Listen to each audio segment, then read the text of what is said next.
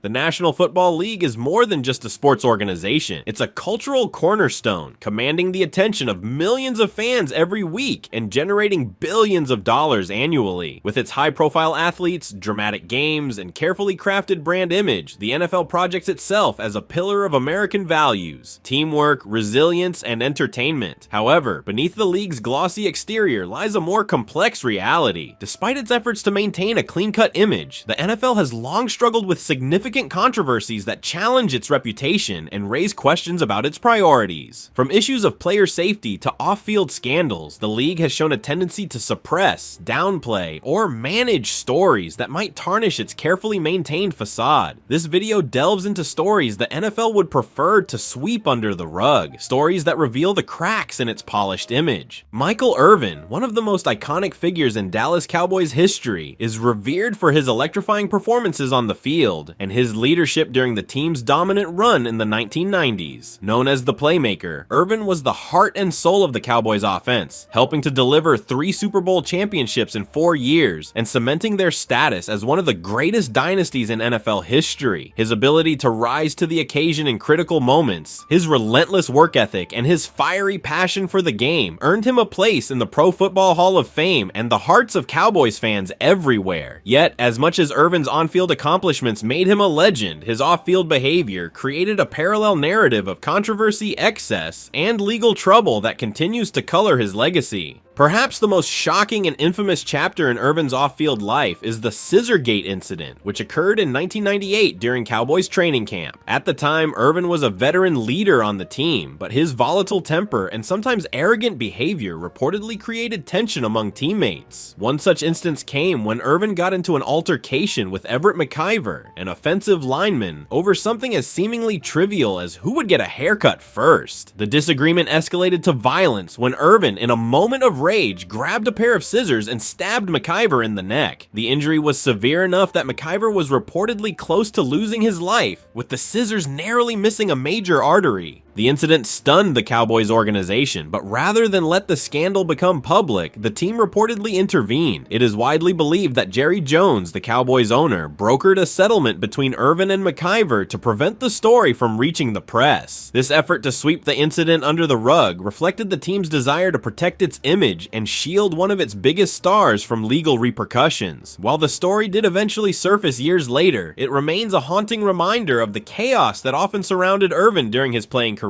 Scissorgate was not an isolated event in Michael Irvin's off-field life. The late 1990s were rife with rumors about a party house in Dallas, allegedly frequented by Irvin and other Cowboys players. This house became infamous as a supposed hotspot for wild parties involving substances, alcohol, and women. While many of the rumors surrounding this party house were never substantiated, they fueled public perception of Irvin and some of his teammates as living recklessly and indulging in excess. These rumors dovetailed with a broader narrative of the Cowboys during this era, with the team being nicknamed the Dallas Cowboys Club for its off-field escapades. One of the most publicized scandals of Irvin's career came in 1996 when he was arrested for cocaine possession. Police had raided a hotel room in Dallas where Irvin was celebrating his 30th birthday with friends and exotic dancers. Officers discovered substances and paraphernalia in the room, leading to Irvin's arrest on felony charges. The case quickly became a media circus, with Irvin's image plastered across newspapers and television as he became the face of the Cowboys' off-field controversies. Ultimately, Irvin pleaded no contest to the charges, receiving probation, community service, and a fine. While he avoided jail time, the incident significantly tarnished his public reputation and served as a stark reminder of the consequences of his lifestyle choices.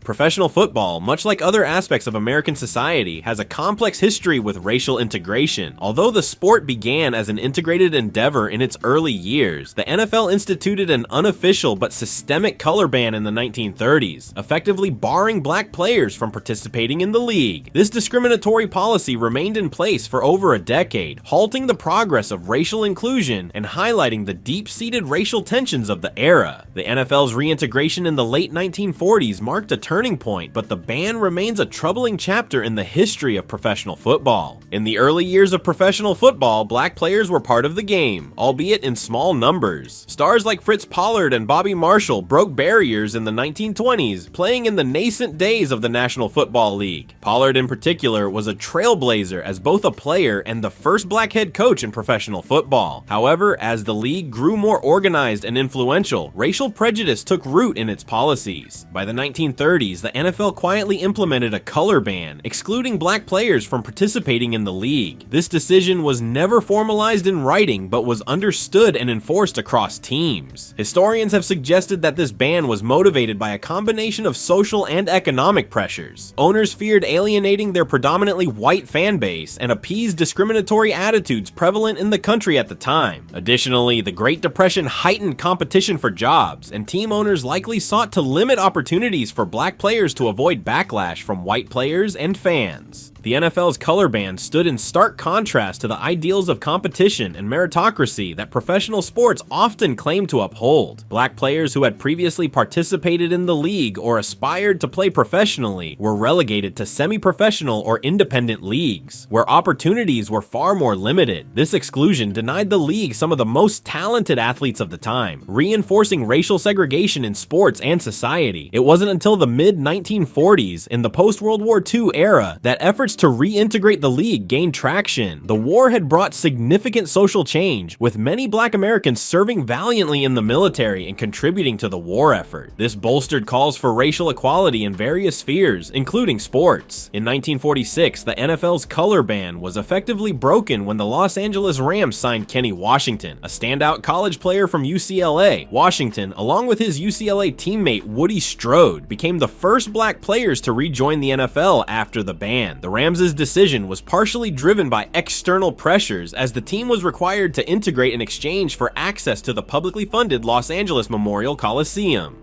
The Washington Redskins, now known as the Washington Commanders, have been embroiled in numerous scandals over the years, but few are as disturbing as the allegations surrounding the exploitation of the team's cheerleaders during a 2013 calendar shoot. These events, which came to light years later, revealed a shocking abuse of power, highlighting the toxic culture within the organization under the ownership of Dan Snyder. The details of the incident are deeply troubling, showcasing how the cheerleaders were treated not as professionals, but as pawns to entertain and appease high-profile shareholders and sponsors. According to reports, the cheerleaders were flown to a luxurious resort in Costa Rica for a photo shoot intended to produce the team's annual calendar. While the shoot itself might have seemed like a typical promotional activity, the cheerleaders quickly realized that they were being placed in compromising situations far beyond their professional duties. During some of the shoots, cheerleaders were allegedly required to pose topless or in body paint, even though such images were not intended for publication in the calendar. What made the situation worse was that high-profile male sponsors and shareholders of the team were invited to observe the photo shoots, blurring professional boundaries and creating an exploitative environment. The allegations didn't stop there. Cheerleaders reported that their passports were confiscated upon arrival at the resort, effectively stripping them of the ability to leave on their own terms. This left them feeling trapped and vulnerable, as they were entirely dependent on the team's management for their well-being during the trip. Adding to the indignity, some cheerleaders alleged that they were pressured to attend events and dinners with the team's sponsors, which they described as feeling like selling us out. While no explicit demands for favors were made, the insinuation of these so-called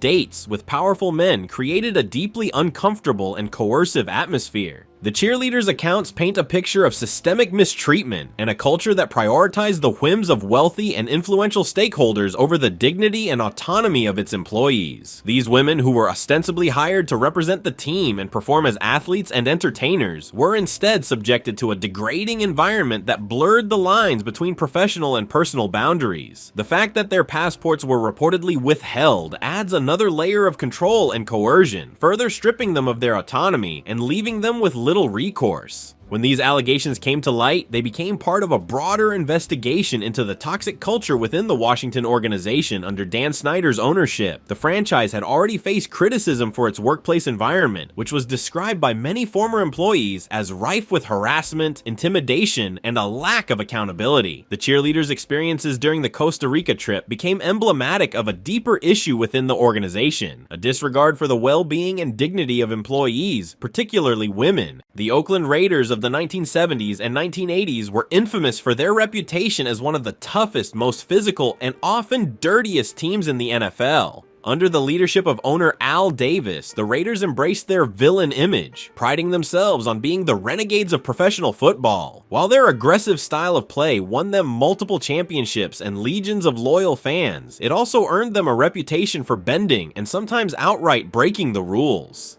Among the most controversial accusations against the Raiders was their alleged use of illegally hardened casts to injure opposing players, a tactic that, if true, showcased the darker side of their win-at-all-costs philosophy.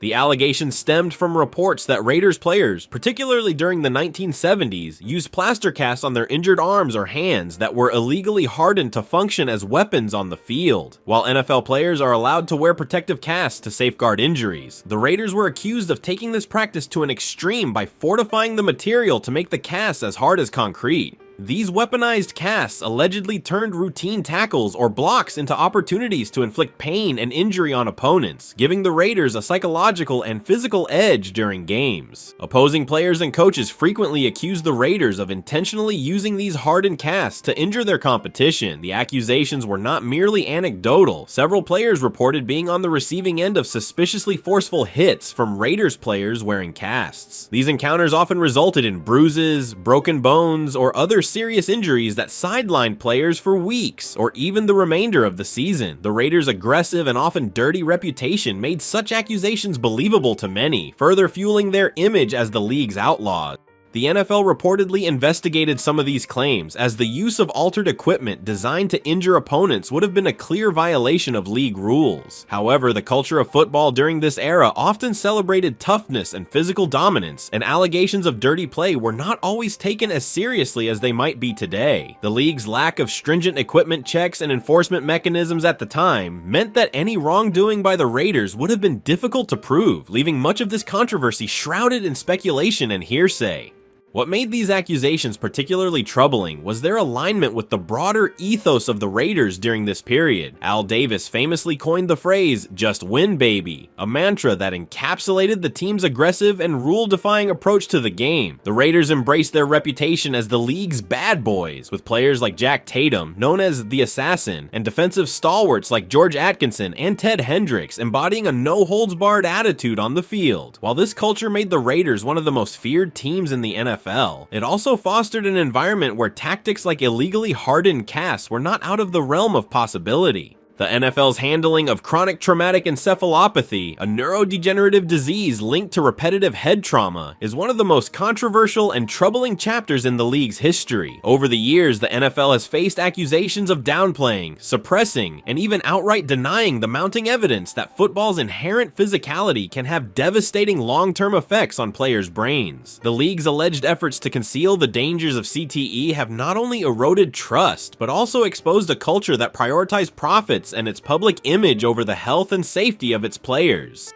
The issue of head injuries in football has existed as long as the game itself, but it wasn't until the late 20th century that researchers began to link repetitive head trauma to long-term cognitive and neurological issues. By the 1990s, evidence was emerging that concussions and subconcussive hits, commonplace in football, could lead to a host of severe health problems, including memory loss, depression, mood swings, and in severe cases, dementia. This condition was later identified as CTE, with research led by Dr. Bennett Omalu, bringing the disease into the public spotlight in the early 2000s. Omalu's groundbreaking work began with his autopsy of former Pittsburgh Steelers center Mike Webster, who had died at 50 after years of mental and physical decline. Webster's brain showed signs of extensive damage consistent with CTE, sparking Omalu's investigation into the link between football and brain trauma. His findings, published in a 2005 paper, implicated football as a major contributor to the condition and called for the NFL to take action to protect its players. Instead of embracing this research, the NFL reacted with resistance and hostility, dismissing Omalu's work and attempting to discredit his findings. At the center of the NFL's resistance was its Mild Traumatic Brain Injury Committee, which was formed in 1994 to study the effects of concussions on players. Rather than objectively investigating the issue, the committee, led by Dr. Elliot Pellman, who lacked a background in neurology, repeatedly downplayed the dangers of concussions. The MTBI committee published studies in medical journals claiming that concussions had no long-term effects on on players, findings that directly contradicted independent research. Critics accused the NFL of using the committee to manufacture doubt and protect the league's financial interests rather than addressing the growing crisis. As evidence of CTE mounted, the NFL's attempts to suppress the issue became harder to ignore. Numerous former players began to come forward with stories of debilitating symptoms they believed were linked to their football careers. The suicides of high-profile players like Junior Seau and Dave Duerson, both of whom were later found to have CTE, brought the issue into the national spotlight. These tragic cases highlighted the human cost of the league's inaction and galvanized public and media scrutiny. In 2009, under increasing pressure, the NFL finally acknowledged a connection between concussions and long-term health problems. However, critics argued that the league's admission came too late and was motivated more by public relations concerns than a genuine commitment to player safety. By this time, hundreds of former players and their families were already grappling with the devastating effects of CTE, and the NFL's earlier denials had delayed crucial reforms that might have mitigated the damage. The issue of NFL players gambling on games has become a significant concern for the league, threatening its integrity and raising questions about the potential for conflicts of interest within the sport. While the NFL has historically worked hard to distance itself from gambling due to fears of corruption and game fixing, the recent explosion of legalized sports betting has created new challenges, including temptations for players to place bets themselves. High-profile incidents of players being caught gambling on games have not only tarnished the league's image, but also underscored the difficulty of maintaining clear boundaries in an era where betting is more accessible than ever.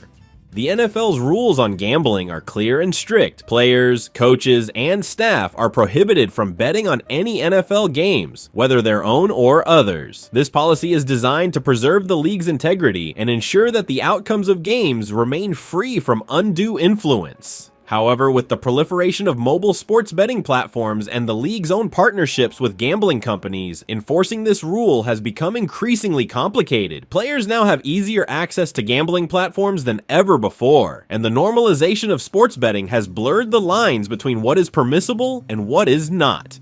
One of the most high-profile cases in recent years was the suspension of wide receiver Calvin Ridley in 2022. Ridley, then a member of the Atlanta Falcons, was found to have placed bets on NFL games while he was away from the team on a mental health break. The league handed down a year-long suspension, sending a strong message about the seriousness of the infraction. Ridley's case was particularly alarming because it revealed how easily players could engage in gambling without realizing the severity of their actions, especially in an era when betting is as simple as opening an app.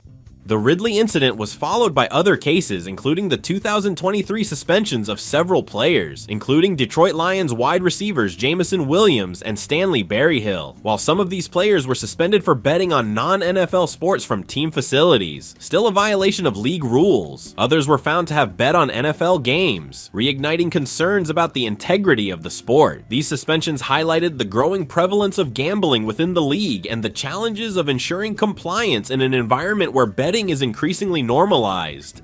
The NFL's partnerships with gambling companies add another layer of complexity to this issue. The league, once staunchly opposed to any association with gambling, has embraced the industry in recent years, securing lucrative deals with sports betting companies such as DraftKings, FanDuel, and Caesars Entertainment. These partnerships have created significant revenue streams for the league, but have also raised questions about mixed messaging. While the NFL promotes responsible gambling and warns players about the risks, its close ties to the betting industry can be seen as hypocritical, especially when players face severe penalties for violating gambling rules. For the NFL, the stakes are incredibly high. Gambling scandals have the potential to undermine public confidence in the fairness of the league's games. The integrity of professional sports hinges on the belief that outcomes are determined solely by the player's performance on the field, without external influences like gambling. If fans begin to suspect that games are being manipulated or that players are not giving their all due to gambling interests, the league's credibility could be irreparably damaged. The New England Patriots' sustained dominance during the Tom Brady era was unprecedented, with the team winning 6 Super Bowl championships and consistently remaining competitive over 2 decades. A key component of this success was Brady's willingness to take below-market salaries, allowing the team to allocate more resources to building a competitive roster. However, this financial strategy raised eyebrows as reports emerged that the Patriots may have circumvented NFL salary cap rules by paying inflated rates to Brady's TB12 company, company, his personal health and wellness brand. This arrangement, while never officially sanctioned as a violation, led to speculation about whether the Patriots exploited a loophole to gain a competitive advantage. Throughout his career, Tom Brady consistently earned less than his market value compared to other elite quarterbacks. Despite being widely regarded as the greatest of all time, Brady's contracts often placed him outside the top tier of NFL quarterback salaries. This selflessness was lauded by fans and analysts as a demonstration of Brady's commitment to winning over personal wealth. By taking lower salaries, Brady gave the Patriots more flexibility to sign and retain key players, bolstering their roster and maintaining their competitive edge. However, questions arose when it became clear that Brady's personal company, TB12, was financially benefiting from a unique relationship with the Patriots. TB12, co-founded by Brady and his personal trainer Alex Guerrero, focuses on health, wellness, and athletic performance. Guerrero, who also worked closely with Brady as his personal body coach, became a central figure in the Patriots ecosystem, with the team providing resources and facilities to support TB12's operations. Reports suggested that the Patriots paid Guerrero and TB12 at rates higher than what would typically be justified for a personal training or wellness program, effectively funneling additional income to Brady without it being counted against the salary cap. Salary cap rules are designed to ensure competitive balance in the NFL by limiting how much each team can spend on player salaries. These rules prevent wealthier franchises from hoarding talent simply by outspending their competition. Payments to players through contracts are strictly regulated, but compensation outside the scope of formal player contracts, such as business arrangements with affiliated companies, can fall into a gray area. Critics argued that the Patriots' arrangement with TB12 effectively allowed Brady to receive financial benefits that circumvented the salary cap, giving the team an unfair advantage. The relationship between Brady, Guerrero, and the Patriots became a source of tension within the organization, particularly as Guerrero's influence grew. Guerrero was granted significant access to team facilities and players, promoting his controversial health methods and treatments. This access reportedly caused friction with the Patriots' medical staff, leading to speculation that Guerrero's presence was about more than just Brady's health. Some viewed the situation as a way for the Patriots to keep Brady financially satisfied without officially inflating his salary, thus maintaining their roster-building flexibility under the cap. While the NFL has stringent rules in place to prevent salary cap violations, proving circumvention through indirect payments or business arrangements is difficult. The league would need to establish that payments to TB12 were explicitly designed to benefit Brady as part of his compensation, which would require uncovering direct evidence of intent. Without such evidence, the arrangement remained in a legal gray area, allowing the Patriots to avoid sanctions while continuing to benefit from Brady's below-market deals. Those are just a few lesser-known stories that we think the NFL would rather have us forget about. If you enjoyed the video, I would really appreciate you taking a second to press the like button and subscribe. We are trying to hit 10,000 subscribers this year and need your help.